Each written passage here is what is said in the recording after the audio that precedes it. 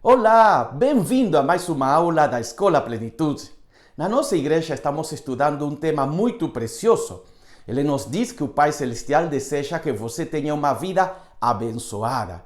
Infelizmente, existem algumas coisas dentro de nós que estão impedindo que essa bênção completa chegue em nossa vida. Por exemplo, você vai lembrar que uma vez Jesus visitou a cidade onde ele foi criado, a cidade de Nazaré. E a Bíblia diz que ele tinha o propósito de fazer muitos milagres. Infelizmente não conseguiu. Por quê? Porque o povo começou a questionar. Falava, olha, não é este o filho do carpinteiro? Não é que sua mãe está aqui entre nós, seus irmãos, suas irmãs? E a Bíblia termina dizendo que Jesus se retirou muito triste porque não conseguiu fazer aquilo que ele desejava, abençoar a vida dessas pessoas.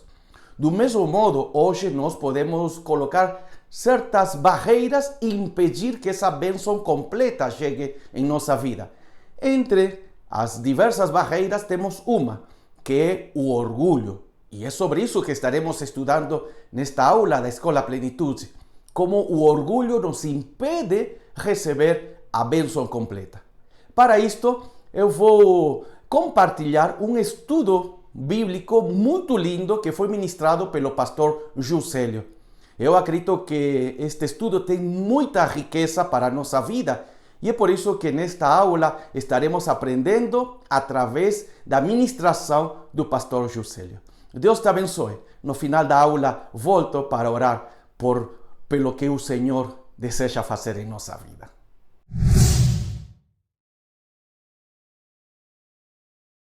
O orgulho, ele é a essência da natureza caída, né?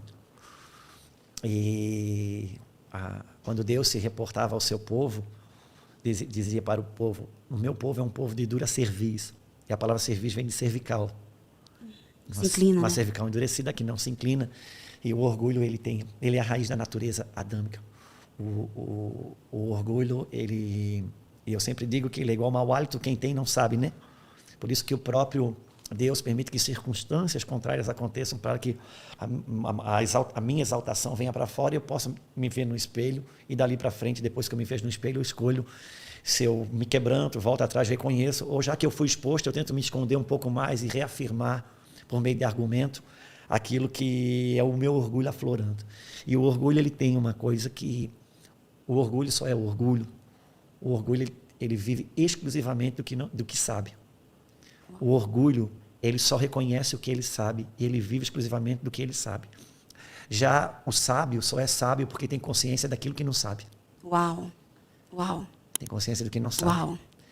E na consciência que não sabe, está aberto a aprender. Então é grato pelo que sabe, mas tem uma alta consciência daquilo que não sabe. Já o orgulho, não. O orgulho, ele vive exclusivamente do que sabe e acha que fora daquilo não existe mais nada. Não tem que aprender. Não. Sabe tudo. E uma outra coisa, o orgulho na Bíblia, ela é ele que alimenta a justiça própria, né? E para Deus, o que fede, por incrível que pareça, não é o pecado. O que fede para Deus é a justiça própria. A Bíblia fala que Deus diz assim, ó, que todos os vossos atos de justiça são para mim como trapo de imundície, ou pano menstrual, como é o que diz no original, que é uma coisa que fede para Deus, é a justiça própria. E a justiça própria, por incrível que pareça, ela não se vale daquilo que eu tenho de ruim, ela se vale daquilo que eu tenho de bom. Então, se eu discuto com você e eu me sinto injustiçado, é porque o ponto que está em litígio, eu faço um comparativo sobre o que você está me fazendo. E eu olho aquilo que eu fiz de bom para você e que você fez de mal para mim. E pautado nisso, então eu tenho uma condenação a seu respeito. Pautado nisso, eu tenho uma reprovação a seu respeito. Pautado nisso, eu acho que você deve ser punido de alguma forma. E eu não estou me apoiando naquilo que é ruim em mim, é apoiando naquilo que é bom. Então, o bom se torna ruim quando ele é sua base, provoca uma justiça própria. Ao passo que o Senhor, ele diz, buscar em primeiro o reino de Deus e a sua justiça. A justiça é de Deus. Às vezes a gente fala, né, Senhor, eu quero te dar o melhor de mim. Deus não quer o meu melhor. Ele quer que eu reconheça que o meu melhor não me coloca maior do que ninguém. Porque, como alguém já disse, se Deus precisasse do meu melhor, ele não precisava ter matado seu filho. E por incrível que pareça, a gente corre o risco de pegar o que tem de bom para transformar naquilo que é ruim. Porque eu me apoio no meu bem para me achar superior. E o orgulho, ele traz isso, essa incapacidade da gente recomeçar, da gente se dobrar. E o que Deus pede da gente não é muito. O que Deus pede da gente é rendição. Por isso que, como você sabe, né, Camila? Eu tenho que pensar que na minha vida relacional, quando Jesus disse assim, vinde a mim, vós estáis cansados e sobrecarregados, e eu vos aliviarei, aprendei de mim que sou manso e humilde. No orgulho, você tem a razão, você ganha discussão, mas você não oferece alívio. Uau, estou anotando aqui tudo, pastor. Você não oferece alívio. E Jesus disse assim, vinde a mim, vós estáis cansados e sobrecarregados, aprendei de mim que sou manso e humilde, e acharei alívio para as vossas almas. E às vezes a gente quer ganhar um filho, a gente quer ganhar uma filha, a gente quer ganhar um marido, quer ganhar a esposa, até mesmo para Deus, mas o evangelho que a gente oferece não entrega alívio, entrega prestação de conta, entrega confronto, entrega conserto, mas não entrega alívio. Ao passo que eu só me deixei ser consertado e confrontado por ele, porque antes de mais nada, ele me conferiu alívio. Então, o evangelho que não entrega alívio, ele não é o de Cristo. Então não vai ter conserto? Vai. Não vai ter confronto? Vai, desde que tenha entrega de alívio. E o orgulho não entrega alívio. O orgulho só entrega prestação de conta. Conserto. Confronto.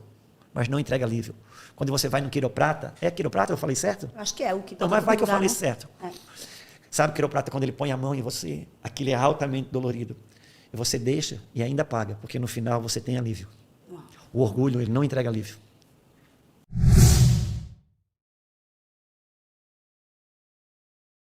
O orgulho é um solteiro que se nega a casar. Uau. O orgulho não é coletivo. Uau. O orgulho é totalmente individual.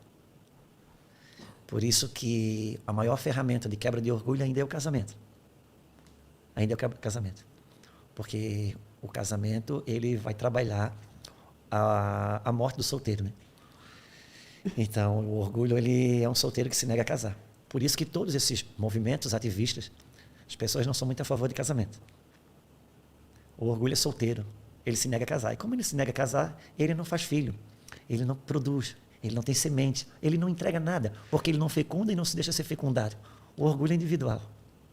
Uau. Profundo. Agora, o orgulho não é uma maldade. O orgulho não é necessariamente uma ausência de caráter no ponto crítico. Uhum. O orgulho é tão somente uma venda nos olhos. E não adianta eu querer tirar o seu orgulho, que eu não consigo, e nem queira tirar o meu, porque você não vai conseguir. Só Jesus consegue mesmo. Porque só pode tirar o orgulho do outro quem não tem nenhum, que é o caso dele. Porque ele esteve no ponto mais alto de ser o Criador do universo, e ele se submeteu à condição mais inferior. E veio a ser homem, se humilhou até a morte, e morte de cruz. Então, por isso que ele disse, você pode aprender comigo. E ele vai abrindo os nossos olhos. E ele não me constrange com a sua santidade. Ele me constrange com o seu amor. E o orgulho espiritual constrange o outro com a sua pseudo-santidade. Não constrange o outro com o amor. Por quê? Orgulhoso não ama. Porque ele não serve. Ele só aponta o erro. Então, não tem uma coisa assim. O orgulho não é uma coisa que Deus queira me punir. O orgulho é algo que Deus quer me libertar. E você não precisa punir um orgulhoso. Porque o orgulho por si só nos pune. O orgulho por si só nos pune. A gente tem uma frase... Porque o orgulho nos coloca na condição que foi a condição que o homem falou para o ser humano. Deus disse, não é bom que o homem esteja só. E o orgulho acaba por me deixar só. Ainda que eu esteja no meio da multidão, eu sei que eu estou só. O orgulho e seus derivados, como o perfeccionismo, são cadeias que Deus quer me tirar.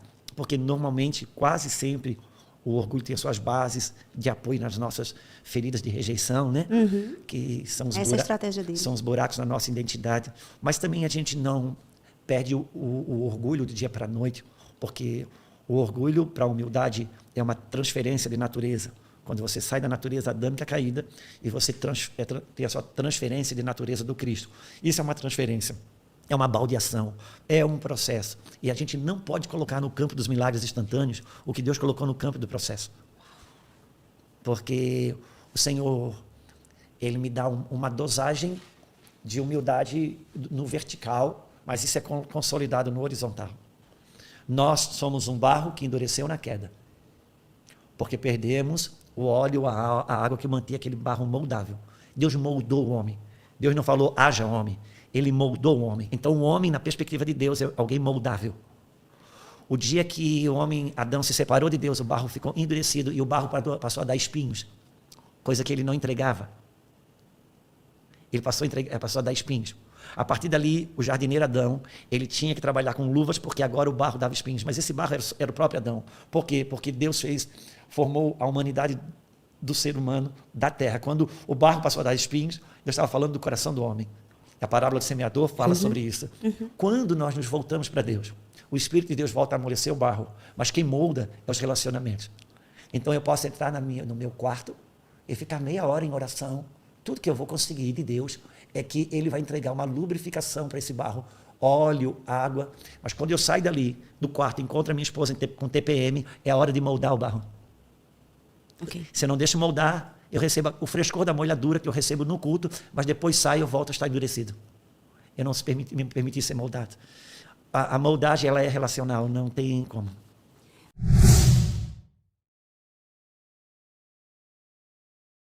O orgulho cultua a sua própria dor.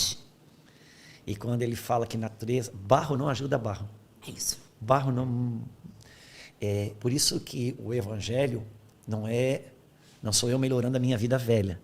É uma entrega de uma nova natureza. E a partir dessa nova natureza, então eu vou fazendo uma baldeação. Eu vou me desvencilhando da natureza caída, do pecado, que ela é sustentada pelo orgulho, e vou baldeando a minha vida para essa nova natureza de Cristo, que ela é sustentada pela humildade. E isso é processual. Quanto a cada medida de rendição que eu entrego para Deus, ele vai trabalhando, ele vai aumentando. É uma baldeação. Sabe, isso não é uma coisa que a gente alcança num dia, conquista num dia. Não, isso é processual. Assim como o oceano parece não ter fim e fundo, assim é essa construção em Deus. O ponto, talvez, que nos ajude é eu acreditar nas Escrituras como ela é. E ela já me definiu que não há um justo sequer. Não há um justo sequer.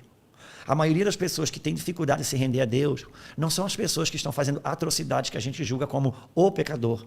A maioria das pessoas que têm dificuldade de se render a Deus é aquelas que dizem, eu não faço mal para ninguém, eu estou bem, sou ela. E aí ela distorce o caráter da ceia. Distorce o caráter da ceia. Por quê? Porque a pessoa que ela não vai cear porque ela se sente indigna, o problema dela é que o dia que ela ceia é porque se acha digna. E nós não, quem é digno para chegar ali? Nenhum.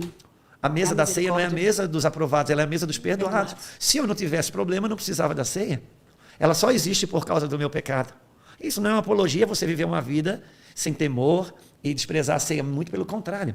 É você ter consciência dela. Por quê? O perdão que eu quero te entregar e eu não consigo, na ceia, existe. O quebrantamento que eu gostaria de entregar para você e eu não consigo, na ceia, existe. Porque é fácil eu falar para alguém, olha, a Bíblia diz que você tem que perdoar, ser abusado por um pai sexualmente, ter um abuso, sofrer um abuso sexual pelas mãos de quem devia te proteger, amar e te guardar. No outro dia, lá um dia aquela pessoa adulta consegue a força e a coragem de abrir isso para alguém, e alguém prega a Bíblia, está aqui, você tem que perdoar. Calma, tem que perdoar. Não é assim uma coisa simples. Então, mas eu não tenho esse perdão. A ceia me dá esse perdão. Uma relação com a realidade de Cristo é que vai me dando essa condição. Então, quando eu parto da Bíblia, que eu acredito na Bíblia, que a Bíblia fala que não há um justo sequer, eu já preciso saber que eu saio daqui. Eu só treinei o meu barro diferente do seu. A diferença entre um garoto que é criado lá no Iraque, atirando para uma pessoa, vendo cair como quem... E aquele que foi criado numa sociedade, se tornou um cidadão socialmente correto, não muda nada. É por isso que em Hebreus 6, quando fala sobre os fundamentos da fé cristã, não fala sobre arrependimento de pecado. É arrependimento de obras mortas. Porque na natureza caída e morta, se você fez bem ou mal, você tem que se arrepender. Porque é o arrependimento. Nós fugimos da ira divina. Em Adão, nós fugimos da justiça divina. Somos rebeldes por natureza. E você pode ser um bom rebelde e um mau rebelde. Então, quando cai essa ficha, e não precisa muito, basta você olhar para dentro de si e saber que, cara, tem alguma coisa errada dentro de mim. A gente tem, sabe quando, eu não quero me fugir do assunto, mas sabe quando... Pastor, fique livre. Sabe quando a Bíblia fala quando Adão, antigamente, há pouco tempo atrás, a psicologia, A ciência dizia que a gente só usa 10% do nosso cérebro. Hoje, há quem diga que isso não é uma verdade, mas ninguém consegue provar também que é mentira. Então, se nós considerar isso, você imagina, Adão, ele tinha 100% dessa lâmpada acesa dentro de si. Deus perguntava, Adão, qual o nome dessa árvore? Num olhar, ele conhecia toda a composição orgânica, ele dizia, isso é uma goiabeira, isso aqui é uma bananeira. De repente, quando ele morre, ele fica com 10%. Por que a gente tem tanta crise interna? Temos 90% de autodesconhecimento. Só que quando você nasce de novo em Cristo Jesus, o chip original volta. Volta o chip original. E agora começa um processo de ter luz. E vou tendo luz sobre a natureza caída. E vou ganhando acesso à natureza ressurreta em Cristo Jesus. E agora começa uma mudança de valores. Começa uma mudança de exigência. Começa uma mudança de entrega. Passa a ver o outro de forma muito diferente. Uma luz vai acontecendo. E até que você não tenha um encontro com a glória de Deus, você não tem isso. Eu sempre uso esse exemplo. Tem aquele cônjuge que 6 horas da manhã ele está de pé. Ele não consegue passar das 5h30 da manhã na cama. Ele não consegue ficar de pé. E tem aquele cônjuge que gosta de dormir um pouco mais, que vai ter o seu sono frutífero 5, 6 horas da manhã. E tem que ouvir todo dia daquele cônjuge, que dorme até mais tarde, que é preguiçoso. E exige do outro, por fruto, uma coisa que na sua vida é por dom. Não levanta cedo porque é bom. Levanta cedo porque Deus lhe deu o dom. Então pega esse dom e serve o outro naquela dificuldade que tem e faz o café. Uau! Mas essas vendas vão caindo na medida que Cristo vai entrando e a gente vai entregando essa natureza de orgulho. O último versículo antes da queda é: ambos, homem e mulher, andavam nus e não se vergonhavam. Por quê? Depois da queda, passaram a se vergonhar da sua nudez. Se eu brigo com a minha Lulu, a gente tem uma discussão, que eu vou dizer, amor, você fez isso aqui errado, isso aqui está errado, isso aqui você não devia ter feito. E você que fez isso. Tá, e você que fez aquilo. E um começa a destampar no dedo do outro, acabam todos os dois nus e envergonhados. Antes da queda, a mesma graça que cobria Adão, cobria Eva, e a mesma graça que cobria Eva, cobria a pessoa de Adão. Mas isso, sem Cristo, não adianta. Isso não é uma teoria que te dá. Isso não é um mero entendimento psicológico que dá. Não, é a luz. Por isso que todo o ensino que é de Cristo, ele não vem só com uma palavra, ele vem com luz. Porque a luz, quando ela acende, ela não fala, ela denuncia, simplesmente. Então, sem Cristo, não existe a possibilidade da gente desenvolver essa natureza separada do orgulho, porque ela nos maltrata. O orgulho, ele tem o poder de me fazer eu tratar mal as pessoas que eu mais amo e entregar o bom para as pessoas que não vão pagar nenhum tipo de preço pela minha vida.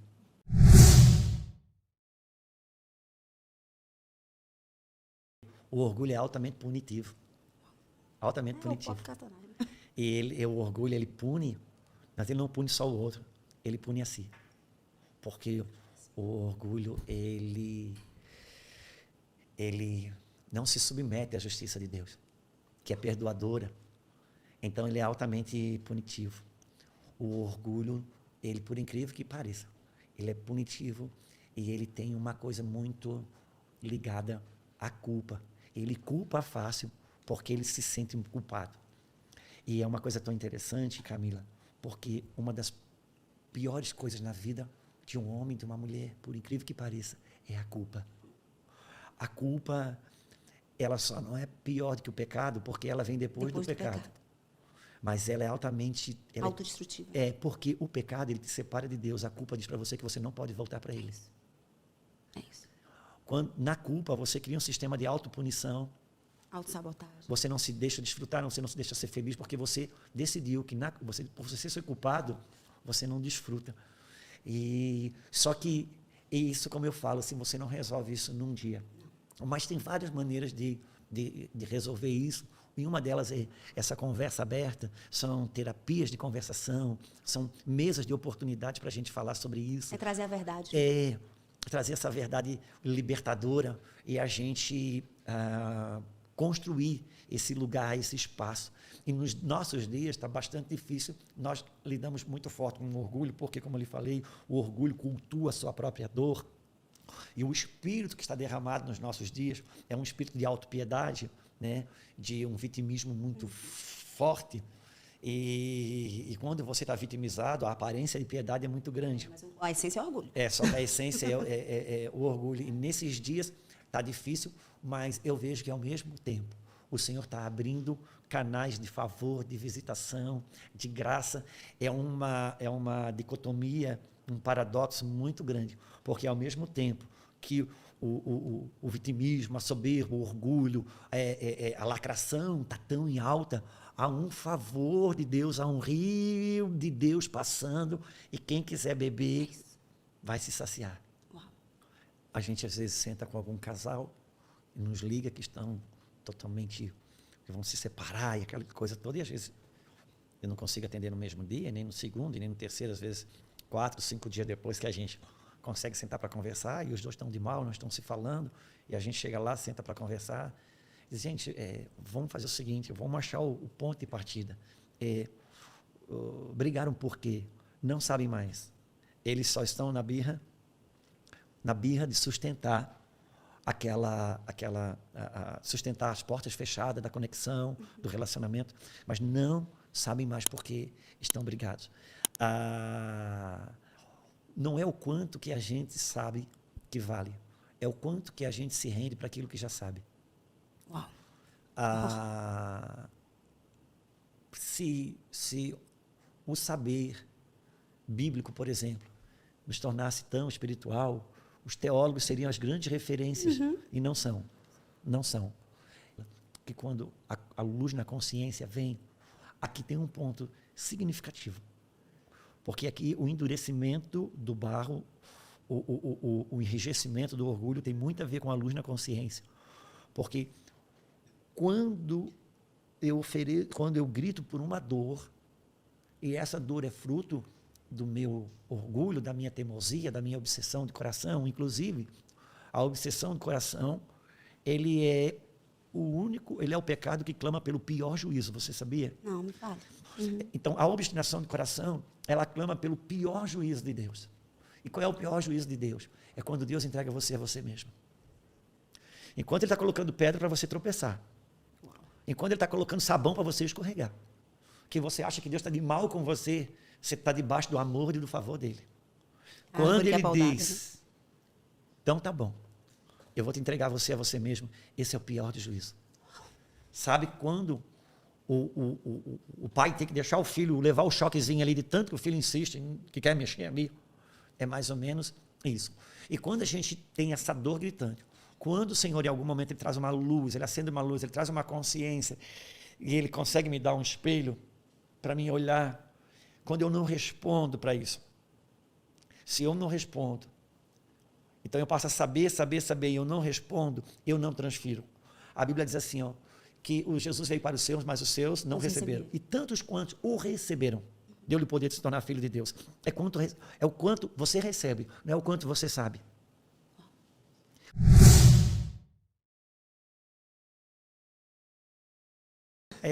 Deus já tem te ensinado bastante coisa. Você sabe, e eu sei. É um tempo da gente se render ao que sabe. Isso.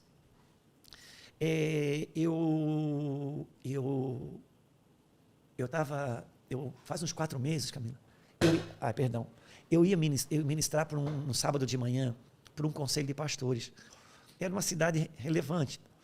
E como era de manhã cedo, sábado, eu peguei o avião, fiz sexta-noite para dormir, acordar no local. Fiz isso, fui para o hotel, coloquei o celular para despertar, de manhã cedo despertar, tomar um banho, eu ia lá ministrar para os pastores.